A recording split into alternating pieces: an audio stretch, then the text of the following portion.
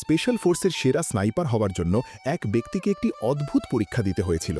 তাকে বিভিন্ন রঙের বিন অর্থাৎ শিমের দানা আলাদা করতে বলা হয়। এই কাজটি ধৈর্য এবং তীক্ষ্ণ নজরের দাবি করে।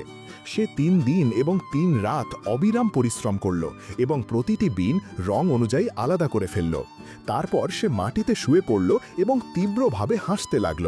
দরজায় দাঁড়িয়ে থাকা গার্ড ভয় পেয়ে গেল। ইন্সট্রাক্টরের মনে হলো তার হয়তো মাথা খারাপ হয়ে গেছে।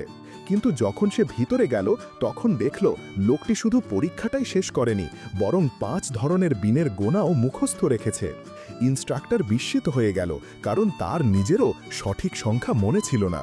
তখন সে আরেকটি কঠিন চ্যালেঞ্জ দিল, চালের দানার ভেতর থেকে সূঁচ বের করতে হবে।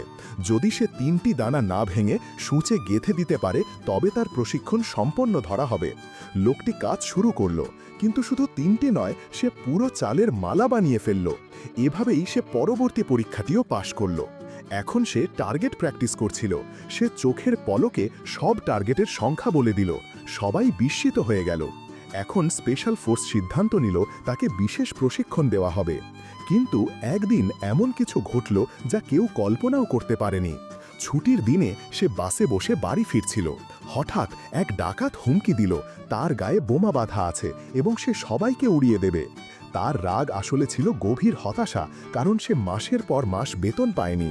লোকটি চুপি চুপি তার সিনিয়রকে ফোন করে জানিয়ে দিল সে বিপদে আছে। তারপর সে উঠে দাঁড়ালো এবং ডাকাতের সঙ্গে কথা বলা শুরু করল। সে বলল, আমার পরিবার অনেক ধনী, আমাকে জিম্মি করে নাও, বাকি সবাইকে ছেড়ে দাও। ডাকাত তার কথা মানল। এরপর তারা কথা বলতে লাগলো এবং লোকটি জানতে পারল ডাকাতের মা খুব অসুস্থ এবং তার টাকার খুব দরকার। ডাকাত অসহায় হয়ে এত বড় পদক্ষেপ নিয়েছিল। লোকটি তাকে বোঝালো, যদি তুমি কোনো ভুল করো তাহলে তোমার মায়ের দেখাশোনা কে করবে? সে ডাকাতকে প্রতিশ্রুতি দিল তার বাবার কোম্পানিতে চাকরি দেবে। ডাকাত রাজি হয়ে গেল। যখন সে বাস থেকে নামল, পুলিশ তাকে গ্রেফতার করল। আর সেই লোকটি সত্যিই ডাকাতের মায়ের দেখাশোনার দায়িত্ব নিল। তার সহকর্মীরা তাকে হিরো বলল।